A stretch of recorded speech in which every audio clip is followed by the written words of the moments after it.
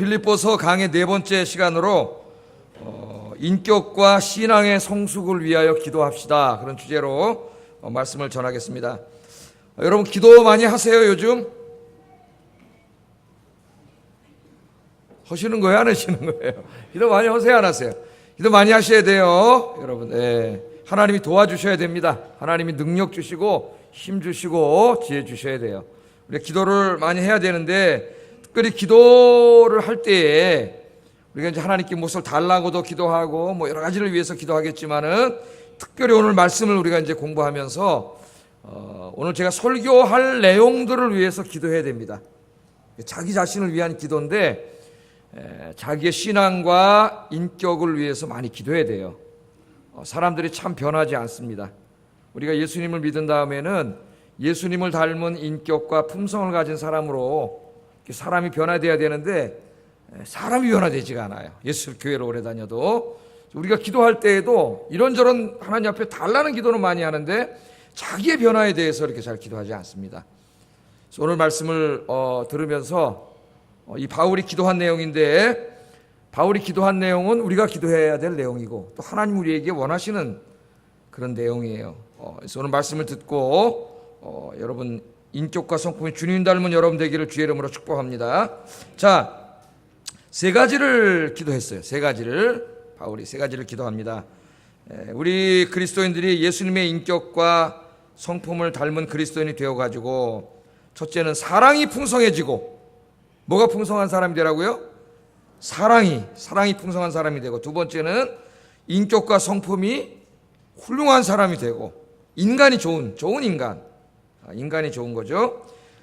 그 다음에 마지막으로는 도덕적으로, 윤리적으로 의로운 삶을 살도록 세 가지를 기도하고 있어요. 사도 바울이 빌립보 교인들이 이렇게 되기를 기도한 것이고, 그렇다면 이것은 빌립보 교인들이 자신들을 위해서 기도할 내용이죠. 우리가 우리를 위해서 기도할 내용이고, 하나님께서 우리가 이렇게 살기를 원하는 내용입니다. 그래서 오늘 이 세 가지에 좀 초점을 맞춰가지고 설교를 하려고 합니다. 말씀 다 들은 이후에는 여러분들이 이렇게 인격적으로 품성적으로 훌륭한 진짜 그리스도인이 되기를 주의 이름으로 축복합니다. 자, 첫 번째, 사도 바울은 기도를 하는데 빌립보 교인들이나 우리들이 정말 사랑이 풍성한 사람이 되기를 기도했습니다. 9절 읽어보겠습니다. 9절 시작.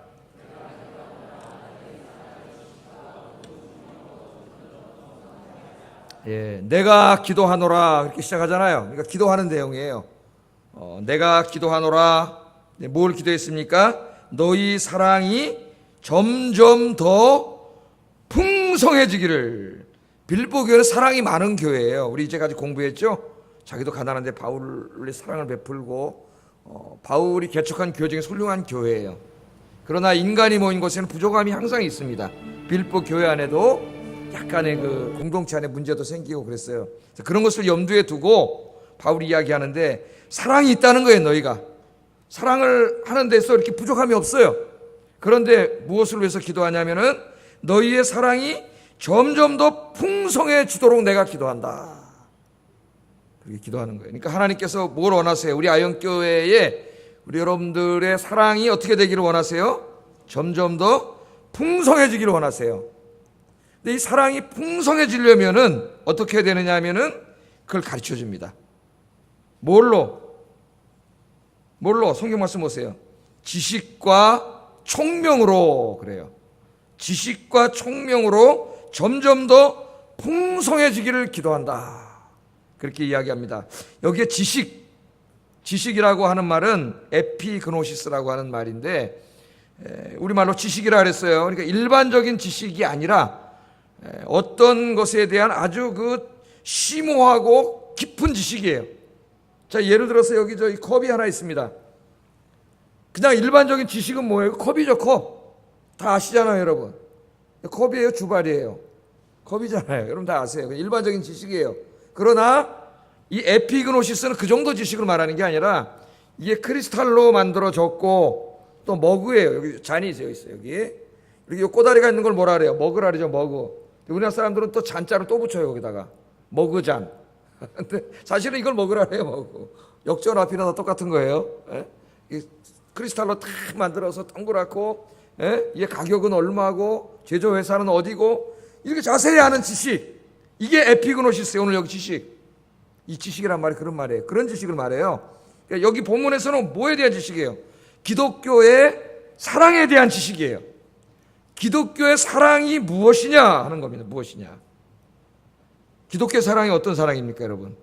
우리 기독교의 사랑이 어떤 사랑이에요? 우리의 사랑이 풍성해지기 위해서는 우리 기독교의 사랑이 무엇인지를 에피그노시스 해야 돼요. 깊이 알아야 된다 이 말이에요. 깊이. 기독교의 사랑은 하나님의 사랑이에요. 우리를 향하신 하나님의 사랑. 근데 오늘 제가 여기다 앞에 하나 붙여가지고 삼위일체 하나님의 사랑 그렇게 말하고 싶습니다. 우리가 배워야 될 사랑이 뭐냐면은 우리를 향하신 삼위일체 하나님의 사랑이에요. 삼위일체 하나님의 사랑이 뭐예요? 저와 여러분을 구원하시기 위해서 외아들까지 주신 성부 하나님의 사랑, 우리들을 구원하시기 위해서 자신의 생명을 주신 성자 예수님의 사랑, 그리고 지금 이 시간에도 우리의 삶의 고난의 현장에 찾아오셔서 우리와 함께 동행하시고 함께 고난받으시는 성령 하나님의 사랑, 그게 삼위일체 하나님의 사랑이에요. 누구를 향한? 우리를 향한, 나를 향하신 하나님의 사랑이에요. 그게 바로 기독교의 사랑이라고요. 이거 좀 정리하면 어떤 사랑입니까? 기독교의 사랑은 자기의 가장 소중한 것을 주는 사랑이에요. 자기의 목숨까지도 주는 사랑이고, 고통당하는 사람들과 함께하는 사랑이에요. 함께하는 사랑. 그게 바로 기독교의 사랑입니다. 우리의 사랑이 풍성해지기 위해서는 바로 그런 사랑을 해야 된다 이 말이에요. 우리가. 그런데 바로 이 사랑이 무엇인가 하는 건 이제 우리가 알았어요. 우리를 향하신 삼위일체 하나님의 사랑이다. 그러나 사랑이 무엇인지 아는 것만으로는 부족합니다. 또 하나 중요한 게 있어요. 그게 뭐냐면 총명이에요. 총명. 여기 총명은 지혜라고 하는 말로 번역하면 틀림없습니다. 지혜. 그러니까 지식은 사랑이 무엇이냐 하는 무엇에 관한, 지식에 관한 문제라면, 여기 총명, 지혜는 그 사랑을 어떻게 실천하느냐 하는 이 how, 어떻게 실천에 관한 문제, 실천에 관한 문제. 그러니까 우리의 사랑이 점점 더 풍성해지기 위해서는 우리가 실천해야 될 사랑이 무엇인지도 알아야 되고, 그 삼위일체 하나님의 사랑을 다른 사람들에게 우리가 실천할 때 어떻게 실천해야 되는지도 알아야 돼요. 그 지혜거든요. 지혜는 항상 어떻게의 문제예요. 어떻게 문제. 이 두 가지가 중요하다는 겁니다. 이 두 가지가 고려된 채로 고려되어서 사랑을 베풀어야 우리의 사랑이 더 풍성해질 수 있다. 바울은 그렇게 이야기를 하고 있습니다. 자, 한번 예를 들어보겠어요. 예를. 자, 우리 교회 안에 여러분 이제 같이 신앙생활 하시는데 친한 분들이 있는데 어떤 분이 어느 날 갑자기 경제적으로 상당히 어려워졌어요. 어려워졌습니다. 그걸 내가 알아요. 내가 그분을 정말 사랑해요. 내 안에 정말 오늘 사랑에 대해서 배웠습니다. 주님이 자기 나를 위해서 목숨을 주신 것처럼, 하나님께서 외아들을 주신 것처럼 그 사랑을 내가 받았는데 나도 저분에게 뭔가 도움을 드리고 싶어. 도와주고 싶어요. 그럼 여러분 뭐가 이루어진 거예요? 지식이 이루어진 거죠. 지식, 사랑에 대한 지식이. 근데 이제 하나가 더 있다는 거예요. 이 나의 마음속에 있는 사랑을 저 사람에게 어떻게 전달할 것인가? 이건 지혜의 문제예요. 불쑥 찾아가서 돈을 주면은 자존심이 강한 사람일 경우에는 자존심 상할 수도 있단 말이죠. 내가 무슨 이렇게 도움을 받고 사나? 자존심 상할 수도 있어요. 그렇다고 내가 기도만 해주고 실제적인 도움을 주지 않으면 아무런 도움이 되지 않을 것 같아. 그렇잖아요. 이럴 때 뭐가 필요해요? 저 사람에게 내가 실질적인 도움을 주면서도 저분이 용기와 희망을 갖고 기꺼이 이것을 받아들이게 할 수 있도록 주는 게 필요하단 말이에요. 사랑을 베푸는 게. 그게 뭐예요? 그게 지혜예요. 지혜. 그러니까 우리가 사랑을 베풀 때 지혜가 굉장히 필요합니다. 아니면 본의 아니게 나는 사랑을 베풀지만 상대방의 마음을 상하게 할 수가 있어요. 자, 한 가지 더 예를 들어보겠습니다. 우리 공동체 안에서 신앙생활 같이 하는데 어떤 분이 참 믿음 생활도 잘하고 봉사도 잘하시던 어떤 분이 어느 날 갑자기 어떤 일을 계기로 시험에 들었다. 시험에 들었어요. 그래서 막 해서는 안 될 말을 하고 그런 행동을 하고 다녀요. 내 마음이 안타까워. 저분이 저런 분이 아니었는데 저분을 내가 뭔가 좀 이렇게 다시 옛날처럼 이런 신실한 분으로 좀 되도록 도와드리고 싶어요. 그게 바로 사랑이잖아요, 내 마음에. 그죠? 아, 주님의 사랑으로 내가 그렇게 해야 되겠다. 근데 중요한 건 뭐예요? 이걸 어떻게 가서 하느냐가 중요해요. 잘못 가서 말했다가는 어떻게 해요? 더 기분 나쁘게 하고 화나게 만들 수가 있어요. 그래서 그분이 그렇게 화나게 만들지 않으면서도 그분이 스스로 깨달아서 주님 기뻐하시는 길로 돌아오도록 하는데 뭐가 필요해요? 지혜가 필요해요. 지혜가. 지식은 공부해서 알 수 있습니다. 아까 알았잖아요. 주님의 사랑이 뭔지. 지혜는 그렇지 않아요. 공부를 통해서 알 수 있는 게 아니에요. 지혜는 누가 주세요? 하나님이 주세요. 하나님. 여러분 기도하시기 바랍니다. 기도하시면 하나님 지혜를 주셔요. 자, 우리가 공동체 안에서 서로 사랑해야 되는데 나는 정말 너무너무 정말 내 마음이 사랑하는 마음으로 말을 하고 행동을 하고 주었는데 지혜롭게 하지 않으면 내가 한 것과는 본의 아니게 다른 결과를 가져올 수가 있어요. 우리 공동체 안에. 그래서 이런 사랑을 할 때 지혜가 필요하다. 지식도 필요하지만 지혜가 필요하다. 여러분들 기도하셔서 지혜롭게 서로 우리 예수 믿는 사람들끼리 사랑을 베푸는 여러분 되길 주의 이름으로 축복합니다. 그럼 주님의 사랑이 더 깊어지고 우리 함께 사랑이 풍성해질 거예요. 자, 바울이 그거를 위해서 기도하는데 오늘 이 바울의 기도는 단지 교회 안에서의 문제만이 아닙니다. 우리 삶으로 확장해야 돼요. 굉장히 중요한 문제예요. 특별히 여러분 가정에서 이 부부의 문제, 부부간의 문제에도 이 문제가 굉장히 중요합니다. 부부간에 서로 사랑해야죠. 서로 사랑해야 돼요. 어떻게 사랑하라 그랬어요? 삼위일체 하나님의 사랑으로 사랑하라 그랬어요. 우리 에베소서 공부할 때 배웠죠? 우리 예수님이 교회를 위해서 생명을 주신 것처럼 남편은 아내를 그렇게 사랑하고 교회가 주님을 존경하는 것처럼 교회는 남편을 그렇게 존경하라 그랬어요. 그렇게 사랑하라 그랬습니다. 그 사랑해야 되는데 이 사랑을 하는 데 있어서도 지혜가 필요해요. 지혜가. 날씨가 많이 더우니까는 오늘 제가 이제 이론적으로 얘기하기보다는 드라마를 하나 이야기해요. 드라마에서 나온 이야기. 이 심리학과 교수들이 이제 그 심리학 책을 쓸 때에 그 살해 연구를 영화로 하는 분들이 많아요. 왜 영화에는 다양한 캐릭터가 나오잖아요. 그래서 그 영화에 나오는 그 주인공들의 심리를 분석해가지고 책을 쓰는 게 참 재밌습니다. 그 책들이. 미국에 가면은 지금 이 드라마나 영화 같은 것들을 신학적으로 평가하고 비판하는 책들이 많이 나와요. 그런 게 많이 발달해 있어요. 미국에는. 우리나라에는 거의 전무합니다. 전무. 우리가 매일 보는 드라마라든가 광고라든가 영화라든가 이런 게 굉장히 사람들에게 영향을 미치는데 그것들을 기독교적으로 신학적으로 평가하고 분석해주는 그런 게 전무예요. 그러니까 아직 우리가 좀 멀었어요. 더 그런 전공 문화사역자들도 많이 나와야 되는데. 자, 요즘 그 드라마 중에 날씨가 더워갖고 제가 이제 드라마를 하나 보는데 닥터스라고 하는 게 있어요. 닥터스. 보시는 분 있나요? 닥터스. 그래도 2부 예배를 많이 보시는 1부 예배는 보는지 안 보는지 손 한 분밖에 안 들었어. 이 닥터스라는 드라마가 있는데 주인공 두 남녀가 사랑을 합니다. 사랑을 하는데 이 두 사람이 다 어려운 형편에서 부모의 사랑을 받지 못하고 이렇게 그렇게 모든 것을 혼자 해결하며 살아왔기 때문에 사랑하는데 서툴러요. 그러니까 사랑을 받아본 경험이 없는 사람은 사랑하는데 서툴러요. 내가 받아보지 못했기 때문에. 너무 사랑하는데 만나서 이야기만 좀 하다 보면 마음이 서로 상해. 그래서 자꾸 관계가 멀어져. 그러잖아요. 드라마에서. 관계가 멀어져. 유심히 봤어요. 대화나 이런 것들은. 관계가 멀어져요. 이 여자 주인공은 부모에게 버림받고 할머니와 함께 살았는데 할머니마저 일찍 세상을 떠났습니다. 고등학교 다닐 때는 일진이었어요. 일진. 16대 1. 남자애도 16대 1로 싸워도 이기는 애예요. 여자애인데. 조직폭력배 대여섯 명 정도는 그냥 날라. 이런 자매랑 결혼하면은 경호원이 필요가 없어요. 저희 집사람 등치가 크기 때문에 경호가 됩니다. 제가. 이 5, 6명 정도 물리치는 자매인데 다른 사람의 도움을 받지 않고 살았기 때문에 도움을 받는 게 어색해요. 어색해. 그 남자 주인공은 도와주고 싶어요. 도와주려고 그러면 거절을 해요. 거절하고 이 사람은 나를 통해서 귀찮아지지 않는 게 사랑이라고 생각해. 또 도와주는 자기도 자존심 상해요. 그래 또 다퉈. 관계가 서먹해집니다. 근데 어느 날 한 선배로부터 사랑에 대해서 조언을 들어요. 사랑이 뭐냐? 사랑은 사랑하는 사람의 도움을 받아들이는 거라고 조언을 해줘요. 사랑을 받아들일 줄 아는 게 사랑이라고. 예? 어느 날 남자 주인공하고 데이트를 하고 집에 가려고 그러는데 밤이 늦어가지고 데려다 주겠다랍니다. 데려다 주겠다고. 근데 이 자매는 데려다 줄 필요가 없어요. 왜냐하면 더 세, 자기가.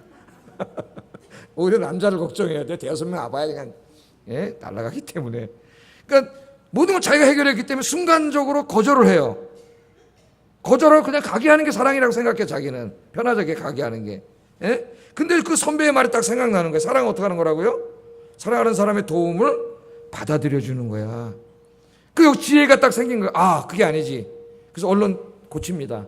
선생님이라고 불렀는데 고등학교 때 선생님이었어요. 선생님 집에까지 바라다 주세요. 그러는 거예요. 그러니까 이 남자가 너무 행복해하면서 막 집에까지 바라다 준단 말이죠. 제가 한 얘기 잘 들어보세요. 그럽니다. 자, 이 또 남자 주인공 역시 자기 인생에 누가 끼어드는 거 싫어해요. 고등학교 때까지 혼자 살았는데 그 병원장에게 양자로 입양돼가지고 이제 이렇게 해서 공부를 해서 의사가 됐는데 이 여자 주인공은 그가 힘들 때 도움이 돼주고 싶어. 그 남자에게. 그래서 그 선생님, 자기 애인의 인생에 자기가 이렇게 들어가고 싶다고 이야기를 해요. 근데 이 사람은 그런 거 절대 용납하지 않아요. 다 자기가 해결했어요. 그럼 말도 안 돼. 자존심 상한 남자로서. 자기가 다 알아서 해결해 주는 게 사랑이라고 생각을 해요. 그런데 이 사람도 역시 거기 나오는 한 친구한테 사랑이 뭔가를 교육받았어요. 사랑은 뭐예요? 사랑하는 사람이 내 인생에 들어오도록 허용하는 거예요. 허용하는 거예요. 이 자매가 말합니다. 선생님의 인생에 깊이 들어가고 싶어요. 깊이 들어가고 싶어요. 딴 때 같으면 노 했을 텐데 그게 생각이 나고 지혜가 생겼어요. 그래서 받아들여줘요. 내 인생에 들어오도록 해줘요. 자기 이야기를 합니다. 이제 전혀 안 하는 사람이 자존심 상해서 자기 이야기를 하고 자기 약함을 이야기해요. 그렇게 함으로써 어떻게 돼요? 서로 더 사랑이 깊어지고 서로의 사랑이 더 풍성해져요. 여러분 꼭 같지는 않겠지만은 우리 이 부부 간에 이와 유사한 일들이 상당히 많이 발생합니다. 특별히 우리 젊은 분들 중에 많이 발생해요. 사랑하지만 우리는 사랑을 표현하고 받아들이는 지혜가 부족하여 본의 아니게 사랑하는 사람의 마음을 서먹하게 하거나 아프게 할 때가 있어요. 사랑을 할 때에도 자기 위주의 사랑을 해요. 자, 한번 이 재밌는 이야기가 있습니다. 유명한 이야기인데 소하고 사자가 살았어요. 이 그림이 하나 나올 거예요. 소하고 사자가. 행복해 보입니까? 현실 세계에서는 저 사자가 서로 잡아먹겠죠. 근데 이 동화 세계에서는 서로 사랑했습니다. 너무 사랑했어요. 사랑하면 어떻게 돼요? 죽도록 사랑해가지고 서로 결혼했습니다. 결혼해서 함께 살게 됐는데 결혼하면서 약속했어요. 손가락 걸고 우리 서로에게 최선을 다하자.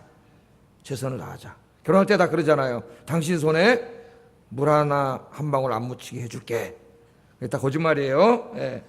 손은 최선을 다해가지고 결혼한 다음 날부터 맛있는 풀을 뜯어다가 맛있는 요리를 해줬습니다. 사자 풀 먹어요, 안 먹어요? 안 먹어요. 그런데 사랑하는 소가 해주니까 먹기 싫지만 억지로 참고 꾸역꾸역 먹었어요. 참으면서 그 다음날 또 풀 가져와, 그 다음날 또 풀 가져와, 또 풀 가져와. 그래도 참고 먹었어요. 참고. 사자도 최선을 다합니다. 사자는 들에 나가서 동물을 잡아다가 살코기로 요리를 해가지고 소에게 맛있게 요리를 해서 고기를 갖다 줘요. 매일. 소 고기 먹어요, 안 먹어요? 안 먹어요. 먹기 싫지만은 고역이지만은 사랑하는 사자가 갖다 주는데 그거 그냥 억지로 먹었어요. 억지로 막 참으면서 그냥 그 다음날 또 갖고 와도 또 먹고 먹었어요. 꾹꾹 참으면서 먹었습니다. 여러분 여기서 우리가 명심해야 되는데 젊은 부부들이 명심해야 돼요. 참는 것은 한계가 있어요. 한계가. 처음에 1, 2년 참아줄 줄 몰라요. 한계가 있습니다. 언젠가는 폭발합니다. 그래서 가정이 깨지는 경우가 굉장히 많아요. 3년 안에 우리나라에 50% 이상 3년에 가정이 깨져요. 깨져. 결국 둘은 마주 앉아서 이야기를 합니다. 진작 이야기했어야 되는데. 진작. 사자한테 좀 물어봤으면 어떨까요? 뭐 좋아하냐고. 무조건 해주지 말고 자기 위주로 좀 소한테 물어봤으면 어떻게 됐을까? 자기 위주로 사랑하지 말고 소가 뭘 좋아하는지 좀 물어봤으면 어떻게 됐을까요? 그런 거 안 했단 말이에요. 그냥 참았어요. 나중에 둘이 마주 앉아서 이야기하다가 다투다가 참아왔던 분노가 폭발해버렸습니다. 폭발해가지고 끝내 헤어졌어요. 이혼했습니다. 헤어지면서 서로에게 한 말이 뭔지 아십니까? 난 당신에게 최선을 다했어. 최선을 다했어요. 난 당신에게 최선을 다해서 그렇게 얘기했습니다. 소가 소의 눈으로만 세상을 보고 사자가 사자의 눈으로만 세상을 보면 그들의 세상은 혼자 사는 무인도나 마찬가지. 소의 세상, 사자의 세상일 뿐이지. 최선을 다했다고요? 누구를 위해서 최선을 다했죠? 뭘 최선을 다했어요? 나 위주로 생각하는 최선, 상대를 배려하지 않는 최선, 그 최선은 최선일수록 최악을 낳게 된다고 어떤 사람이 이야기했습니다. 우리의 사랑이 이러한 형태로 결말이 되어서는 안 되겠어요. 나 위주의 사랑, 그것은 상대방을 괴롭게 할 수 있습니다. 우리가 여기서 깨달아야 돼요. 소와 사자 그렇게 살고 있지 않는지 여러분 자신 돌아보세요. 이 기독교 상담가인 게리 체프먼이라고 하는 사람이 이 5가지 사랑의 언어라는 책을 썼습니다. 여러분 잘 알고 계시는 책이에요. 이게 많은 사람들을 이제 부부들을 위기에 처한 부부들을 상담하다가 보니까 거기에 중요한 공통점이 발견되는데 사람들마다 사랑의 언어가 다르다는 걸 알게 됐어요. 왜 갈등이 생기는가? 사랑의 언어가 달라. 그런데 모든 사람은 자기 위주로 사랑을 베풀라 해요. 왜 문제가 생기는 거예요? 5가지 사랑의 언어가 있다래요. 어떤 사람은 인정해주는 말을 좋아하는 분이 있고, 어떤 분은 사랑의 언어가 함께 있는 거예요. 함께 있으면 사랑한다고 느껴요. 어떤 사람은 선물이 사랑의 언어예요. 이 사람은 선물을 줘야 사랑을 한다고 느껴요. 어떤 사람은 이렇게 접촉, 뭐 부부간에 팔베개를 해준다, 손을 잡는다, 이런 접촉이 사랑의 언어예요. 이 사람은 그래야 사랑한다고 느껴. 어떤 사람은 봉사를 사랑한다고 느껴요. 사람마다 이 5가지가 다 사랑의 언어일 수도 있겠죠. 그죠? 그러나 순위는 있을 거예요. 순위. 그래서 우리가 사랑할 때 그 사람의 1순위가 뭔가를 알고 그 1순위를 이렇게 1순위로 우리 사랑을 베풀어야 돼. 그게 부부간에 중요하다는 거예요. 근데 부부간 대화를 잘 안 하다 보니까 서로의 사랑의 언어를 몰라요. 그 어떤 분은 인정해주는 말을 참 좋아하는데 자기 아내가 인정해주는 말을 좋아한다는 걸 알면 어떻게 돼요? 저녁에 가서 밥을 탁 먹는데 된장찌개를 탁 먹는데 좀 짜. 아, 왜 이렇게 소금 넣었어? 이러지 말고 어떻게 해야 돼요? 아, 이거 짭짤한 게 맛있네. 뭐 해줘야 돼? 인정을 해줘야 돼. 오늘 집에 갔더니 아내가 파마를 하고 딱 앉아있어요. 그럼 어떻게 해줘야 돼요? 우와, 당신 김태희보다 더 예쁘다. 파마 잘했다. 이래야 이 사람 사랑을 느끼는데 그런 말 한마디도 안 해. 무관심해. 그리고 어느 날 와서 그냥 선물이 하나씩 집어 던져주고. 이건 뭘 잘못 알고 있는, 사랑의 언어를 잘못 알고 있는 거예요. 사랑의 언어를. 그래서 우리가 이 부부간에도 사랑의 언어가 다르기 때문에 그걸 대화를 좀 해보세요. 뭘 좋아하는지, 자기 남편이 뭘 좋아하는지, 자기 아내가 뭘 좋아하는지, 사랑의 언어를 한번 해보세요. 제가 축구를 하고 와가지고 한 골 넣으면은 딱 들어올 때 딱 들어와요. 딱, 여보, 내가 한 골 넣었어. 한 골 넣었어? 관심도 없으면서 좋아해 준단 말이에요. 뭐, 동네 축구 한 골 넣었는데 뭘 국가대표도 아니고.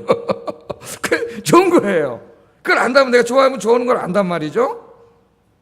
그런 거예요. 사랑의 언어가. 그러니까 사랑을 하는데 최선을 다했는데 뭘 최선을 다했어? 자기 위주로 했지. 저 사람은 하나도 행복하지 않은데.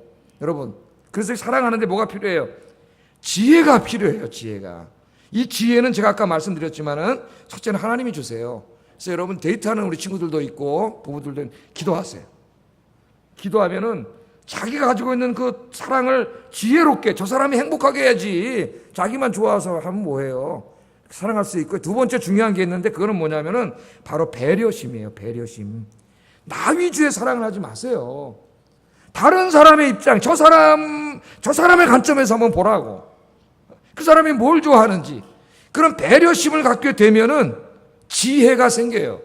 지혜가 굉장히 중요합니다. 우리 모든 사랑에 있어서.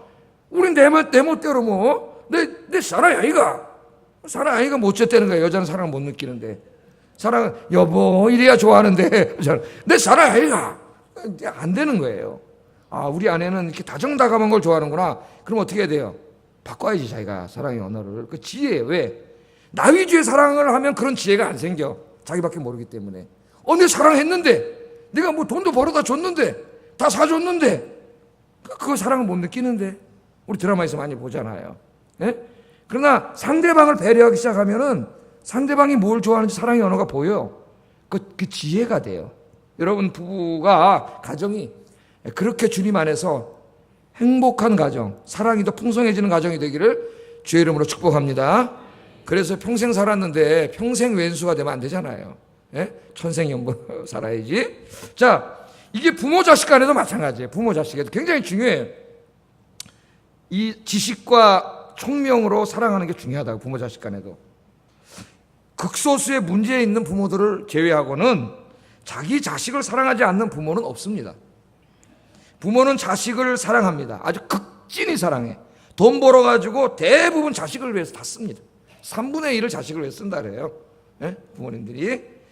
근데 이 부모님들이 이렇게 자식을 사랑하면은 자식들이 당연히 행복해져야 되는데, 그런데 우리나라 아이들의 행복 지수를 조사해 보니까요, 행복하지 않습니다. 23개 OECD 국가 중에서, 그러니까 선진국가 23개 중에서 꼴찌예요, 꼴찌. 2009년도부터 6년 동안 계속 조사를 했는데 행복 지수를 6년 동안 전부 다 꼴찌입니다. 우리나라 아이들이. 이상하지 않습니까? 여러분, 바로 한 단계 위가 22등 헝가리인데, 헝가리보다도 무려 점수가 20점이나 낮아요. 확 낮아. 그러니까 여러분의 자녀들이 행복하지 않아요. 그걸 아셔야 돼요. 말을 안 할 뿐이지. 이상하잖아요. 우리 부모님들, 한국 부모님들의 자녀 사랑은 세계에서 1등인데 우리 아이들의 주관적 행복 지수는 꼴등이에요. 꼴등. 표면적으로 드러난 부모들의 자녀 사랑은 1등인데 아이들이 행복하지 않습니다. 부모의 자식 사랑이 아이들을 불행하게 만들고 있다는 거예요. 이거 엄청난 모순이 여기서 발생하지 않습니까? 또 오늘 더 더우니까 드라마 얘기를 또 하나 하겠습니다. 우리 목사님 텔레비전 보나 보다. 예, 드라마를 보고 있어요. 이 드라마에 보니까요, 이 부모가 자기 욕심을 채우려고, 한 아빠는 초등학교 1학년 된 아이를 조기 유학 보내려고 결정을 했습니다. 조기 유학. 한 엄마는 어학연수를 보내려고 워킹맘이에요. 돈 벌어서. 이 엄마 아빠는 그게 사랑이라고 생각해요. 자기 자식을. 나중에 영어 유창하게 해야 돈도 벌고 잘 살고, 그러니까 워킹맘 하면서 돈 벌어갖고 다 대주고, 이 아버지는 좀 뭐더라? 직업이 의사인가? 뭐 그런 건데, 하여튼 그걸 자기 아버지로서 최선을 다하는 사랑이 생각을 해. 예? 근데 이 아이들은 엄마 아빠랑 같이 살고 싶어. 초등학교 1학년. 그래가지고 고민을 하다가 1학년짜리 애가 집을 나갔어요. 집을 나갔어. 물론 극단적인 이제 드라마니까 극단적인 얘기를 하는 거지만은, 사실은 이 안에 지금 우리나라 모습을 그대로 보여주고 있어요. 우리나라 부모들의 모습을 그대로 보여주고 있습니다. 부모님들은 자기가 정말 워킹맘까지 해서라도 돈 벌어가지고 내 자식 최고의 영어학원 보내주고 다 해줘서 난 최고의 부모라고 생각하는데, 애들은 불행해요. 행복하지 않아. 집 나가고 싶어요. 집에 있고 싶은 집이 아니라 나가고 싶은 집을 만들어놨어요. 엄마 아빠가 집에 있기 싫은 집을 만들어놨다고. 왜 그럴까요, 여러분? 부모님들이 아이들을 사랑하는 건 맞아요. 사랑하는데 지혜가 없어서 그래요. 지혜가. 자기 위주의 사랑을 하기 때문입니다. 이게 제일 문제입니다, 여러분. 자기 위주의 사랑. 아이들의 행복, 아이들의 인생, 아이들의 꿈을 위해서가 아니고 자식에 대한 자기의 욕심, 자신의 허영심을 충족시키려고 하는 이 욕망, 이게 가득 차 있어요. 여러분 한번 자녀들과 이야기 좀 하세요. 이야기. 여러분 이야기 좀 해보세요. 우리 애들이 뭘 원하는지, 꿈이 뭔지 한번 아이들과 대화를 한번 해보시기 바랍니다. 내 위주로 자식을 사랑하지 말고, 내 방식대로 사랑하지 말고 자식의 입장에 서서 자식을 사랑하려고 우리 부모님들이 노력해야 됩니다. 그렇지 않으면 부모님의 최선을 다하는 자식 사랑이 오히려 내 자식들을 불행하게 만들 수 있습니다. 여러분 아이하고 물어보세요. 집에 있는 게 편안하니? 행복하니? 저도 어떤 정신과 의사 책을 읽다가 물어봤어요. 옛날에 솔직하게 물어봤습니다. 예? 굉장히 난 좋은 부모라고 생각했어요. 우리 딸하고. 아닐 수도 있어요. 아닐 수도. 그 책에 보면은 엄마 아버지가 변호사예요. 부자입니다. 돈 엄청 벌어요. 사다리는 다 사줘요. 교회에 열심히 봉사하는 또 교회 직분자예요. 누가 볼 때도 애가 방황할 애가 아닌데 애는 집 나가고 맨날 방황해. 이 집이. 그래서 그 이제 스카팩이라고 하는 그 지금 돌아가셨지만 유명한 정신과 의사가 아이를 데려다가 엄마 아버지 내보내고 이제 상담을 하면서 이 집의 문제점을 찾아내게 되는, 그게 뭐냐, 바로 이거예요. 자기 위주의 사랑만 하는 거예요. 아이의 인생에 대해서는 뭐 생각해 보지 않는 거예요, 여러분. 그러니까 아이들이 힘든 거예요. 제가 어렸을 때 다니던 교회에 후배 중에 한 자매가 있었습니다. 한 자매가. 저도 이제 나중에 들었는데, 대학을 공부하는 중에 유학을 해가지고 자기 분야를 계속 공부하고 싶었어요, 이 자매가. 근데 부모님이 이제 두 분 다 초등학교, 강원도 초등학교에서 교편을 잡고 있는 분들이었습니다. 딸을 미국으로 유학 보낼 형편은 안 되었던 것 같아요. 근데 얘는 공부하고 싶어. 이 자매가 고심 끝에 부모님을 찾아갔답니다. 찾아가서 자기의 꿈에 대해서 처음으로 엄마 아버지한테 자기 꿈에 대해서 이야기를 하고, 엄마 아빠, 저는 특수교육 분야를 계속 공부하고 싶습니다. 저 시집 보낼 때 쓸 돈 유학비로 대주세요. 그랬다는 거예요. 시집은 제가 알아서 가겠습니다. 그랬다는 거예요. 여러분 주시겠습니까? 어떻게 주시겠습니까? 예? 잘 생각을 해보세요. 이 두 분이 교육자에서 그런지 딸과 대화를 나누고 어떤 과정이 있었는지 모르지만 하여튼 갈등이 있었는지 그건 잘 모르겠어요. 하지만 결국 허락을 했어요. 그래서 얘가 저보다 2살 아래인데 공부를 하러 미국에 가가지고 이 특수교육의 청각장애 아이들 청각을 이제 교정시켜주는 이 분야를 공부해가지고 돌아와서 박사학위를 하고 돌아와서 지금 대학에 교수를 하고 있는데, 이 분야에 우리나라 최고 전문가가 됐어요. 권위자가 됐고, 결혼도 진짜 자기가 알아서 해가지고 남편도 좋은 남편 만나서 잘 살고 있어요. 잘 살고 있어요. 이 엄마 아빠는 시집 갈 때 돈 모아놨다가 시집 보낼 때 그 돈 주는 게 사랑이라고 생각했지요. 그러나 이 아이는 그게 아니에요. 공부하고 싶은 거예요. 자기 꿈을 이루고 싶은 거예요. 그것보다 대화를 했기 때문에 그 돈을 줄 수 있었고, 꿈을 이룰 수 있었고, 지금도 그 사랑이 풍성해져서 행복하게 살잖아요, 여러분. 살잖아요. 이런 것 하나하나가 우리에게 많은 것을 생각나게 합니다. 나 위주로 생각하는 순간 나의 사랑은 사랑이 아니라는 것을 아세요, 여러분. 내 위주로 생각하는 사랑은 사랑이 아닐 확률이 높습니다. 물론 저쪽 상대방도 생각이 같다는 문제가 없지만 대부분의 사람은 생각이 같지 않아요. 예. 그래서 내 위주로 하지 말고 어떻게 하라고요?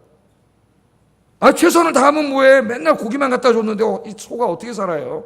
예? 맨날 풀만 뜯어다 줬는데 사자가 어떻게 사냐고. 최선을 다했는데 최선을 이왕 다할 거 물어봤으면 얼마나 좋을까? 사자씨, 뭘 좋아하세요? 고기를 좋아합니다. 그럼 정육점에서 고기 사다 줬으면 얼마나 행복하게 잘 살았을까? 왜 내 위주로 내가 야채 좋아한다고 야채만 갖다 먹이는 거예요? 예? 그러니까 갈라지는 거잖아요. 우리 인생이라는 게 다 여러분 그런 거예요. 내 위주로 생각하지 마시고 다른 사람의 입장에 쓰세요. 그 사람을 배려하세요. 그러면 거기에 지혜가 나타나요. 진정한 사랑. 그러면 행복해집니다. 부부 간에도, 부모 자식 간에도, 고부 간에도 다 마찬가지예요. 그래서 여러분의 가정이 사랑이 풍성한 가정이 되기를 주의 이름으로 축복합니다. 이게 오늘 기도의 가장 핵심적인 기도입니다. 너희의 사랑, 좋아하는 일에 사랑이 있는데 너의 사랑이 지식과 지혜로 점점 더 풍성해지기를 원한다. 할렐루야. 여러분의 가정이 더 행복해지기를 바랍니다. 우리 아영교회가 더 행복해지기를 주의 이름으로 축복합니다. 두 번째 바울의 기도는 뭐냐? 이 빌립보 교인들이 지금도 훌륭하지만 그들이 예수님을 닮은 훌륭한 인격과 성품을 갖춘 사람이 되게 해달라고 기도를 했어요. 10절 읽어보겠습니다. 시작.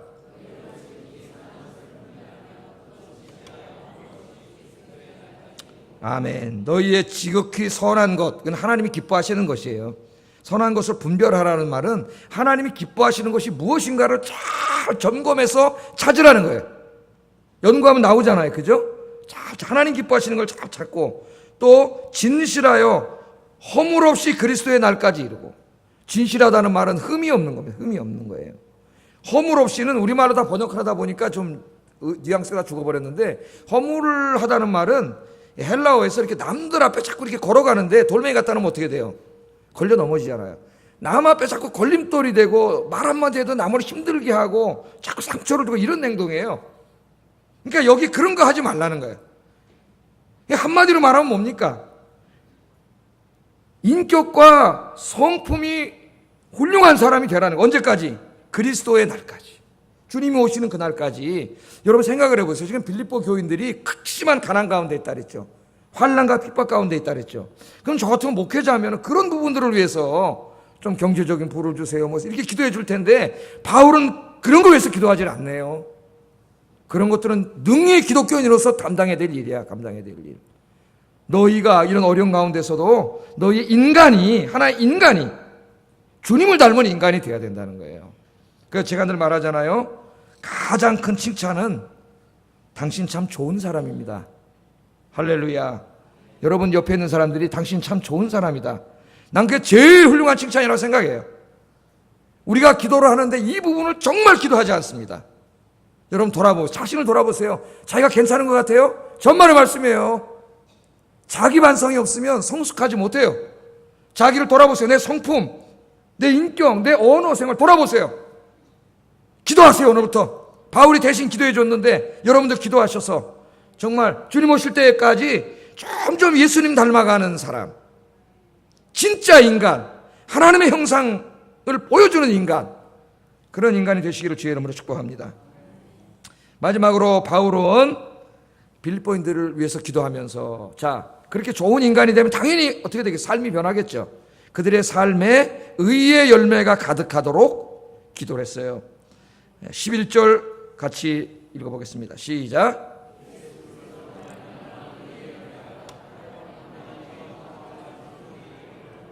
예수 그리스도로 말미암아 의의 열매를 맺는데도 주님의 도움이 필요하다 그 말이에요. 뭐 자세히 설명하면 시간이 많이 가니까. 하여튼 중요한 것은 인생에 의의 열매가 가득하라는 거예요. 한두 개가 아니라.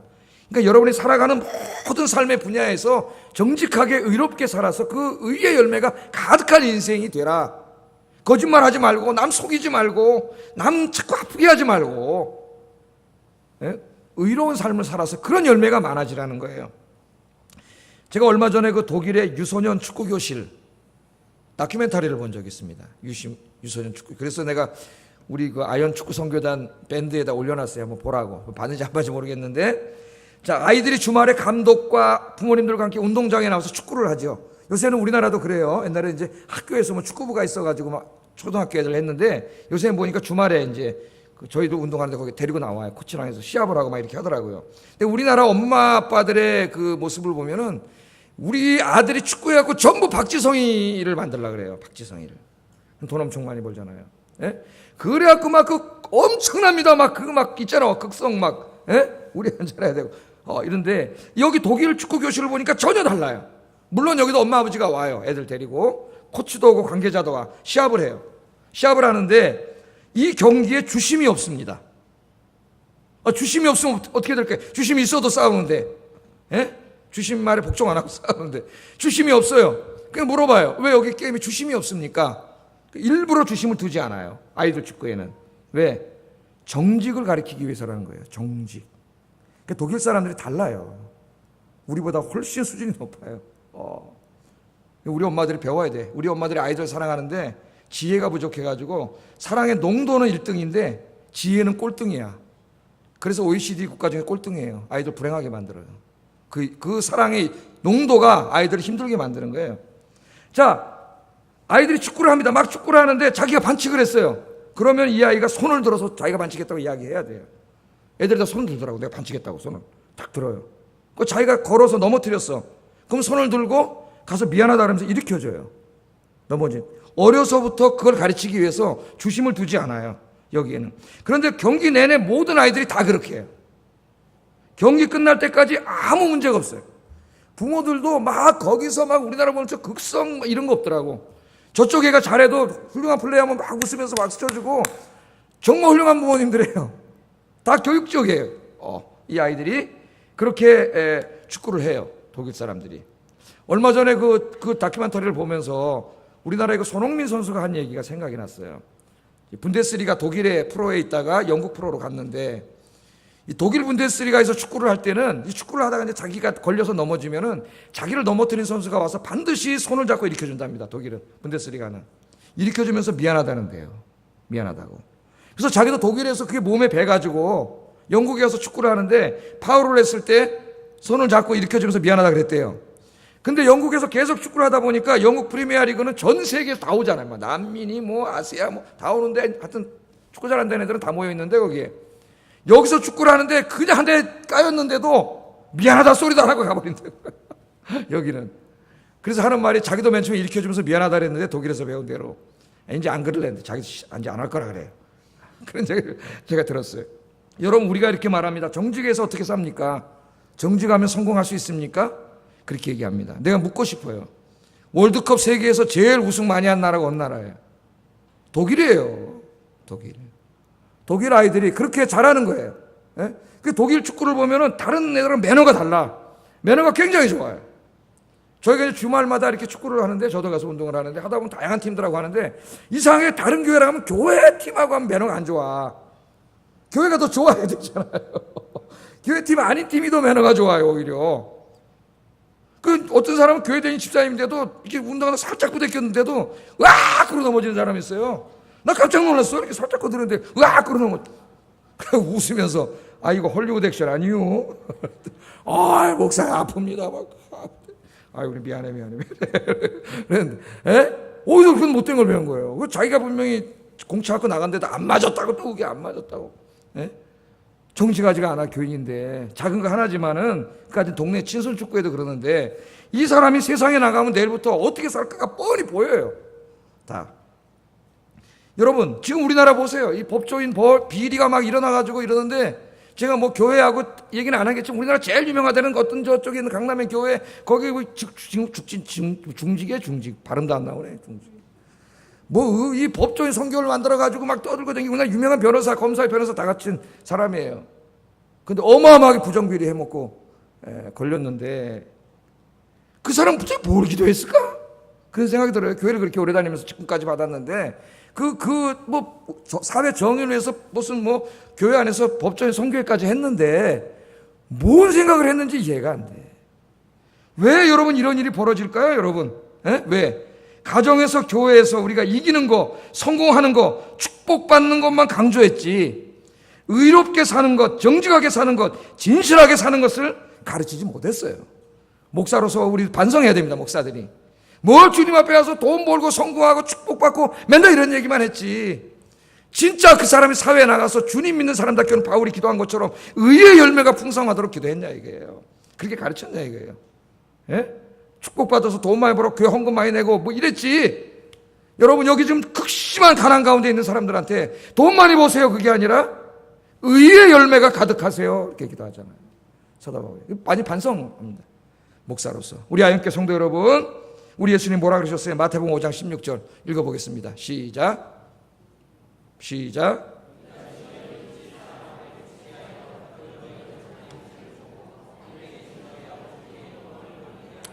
아멘. 오늘 바울도 같은 말을 한 거예요. 예수님의 말씀을 우리 삶 속에 정직하게 의롭게 살아서 의의 열매가 가득. 돈 못 벌어도 괜찮아요. 돈 없다고 하나님 영광 가리는 거 아닙니다. 여러분 의의 열매가 없으면 하나님 영광 가리는 거예요. 의롭게 사셔서 여러분 때문에 하나님의 영광이 크게 드러나고 안 믿는 사람들이 하나님을 찬송하는 역사가 일어나는 진짜 그리스도인 되시기를 주의 이름으로 축복합니다. 기도하겠습니다. 말씀을 생각하면서 우리 기도하겠습니다.